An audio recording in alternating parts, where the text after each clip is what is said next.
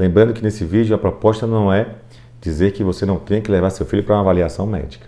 Na verdade, sempre que seu filho apresenta sintomas e apresenta algum quadro, alguma doença, ele precisa sim ser avaliado por um profissional médico. Mas o importante que a gente quer trazer nesse vídeo é informações para que você escolha de forma racional o local onde seu filho deve ser avaliado.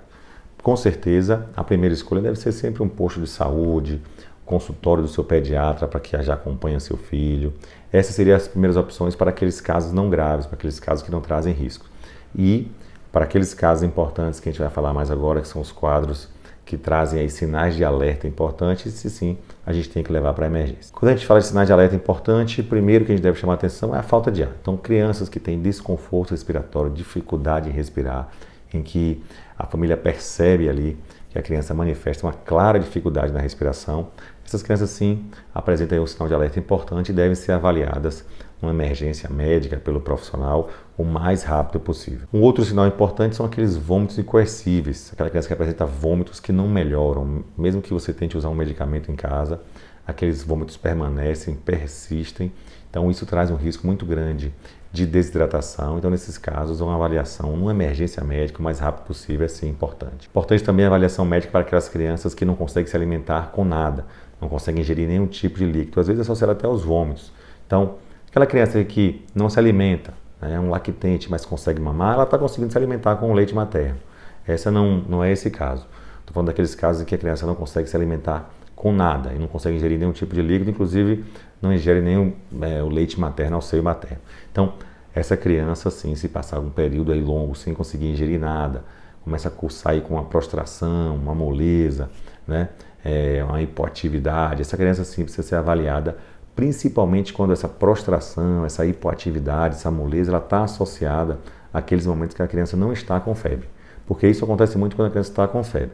Se você medica a criança, passou a febre e ela fica ainda muito prostrada, muito quietinha, mesmo sem febre, essa criança precisa ser avaliada também por um profissional médico aí o mais rápido possível.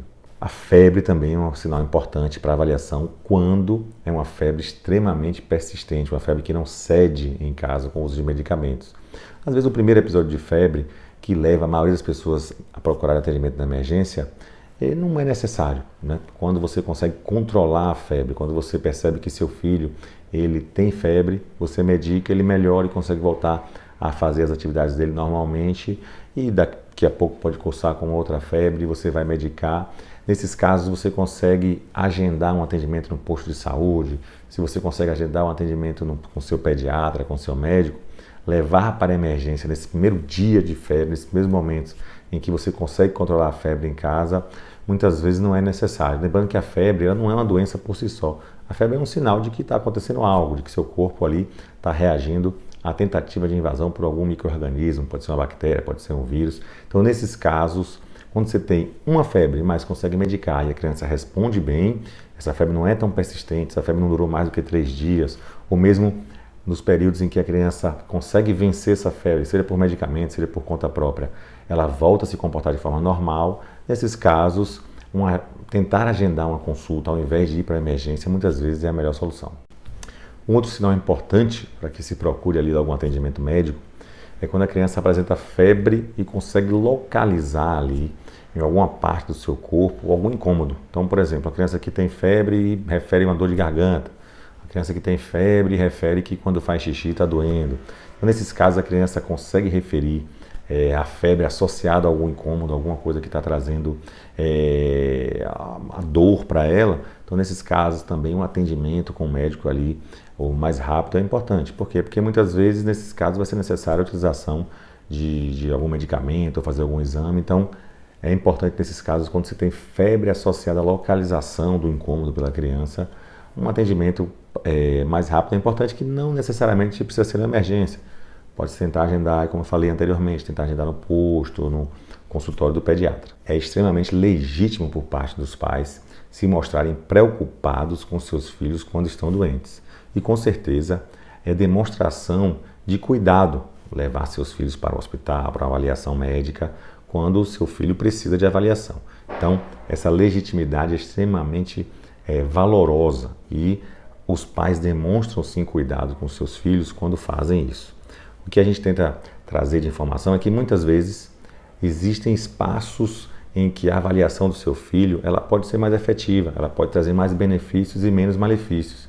Então, que a gente percebe que muitas vezes na emergência médica, nesses períodos de sazonalidade que a gente tem muitos casos de crianças doentes, a gente tem ali crianças que poderiam ser avaliadas em outro ambiente, que não necessariamente precisaria estar no hospital. Para alguns casos mais leves, trazem mais malefícios do que benefícios. Estarem ali expostas em uma sala de espera com diversas outras crianças com doenças às vezes mais complicadas e mais graves. Importante a mensagem: ninguém conhece mais seu filho do que você. Então, você que é cuidador, você que cuida, você que é avó, que é pai, enfim, que cuida aí de uma criança, com certeza ninguém conhece mais essa criança do que você que está cuidando.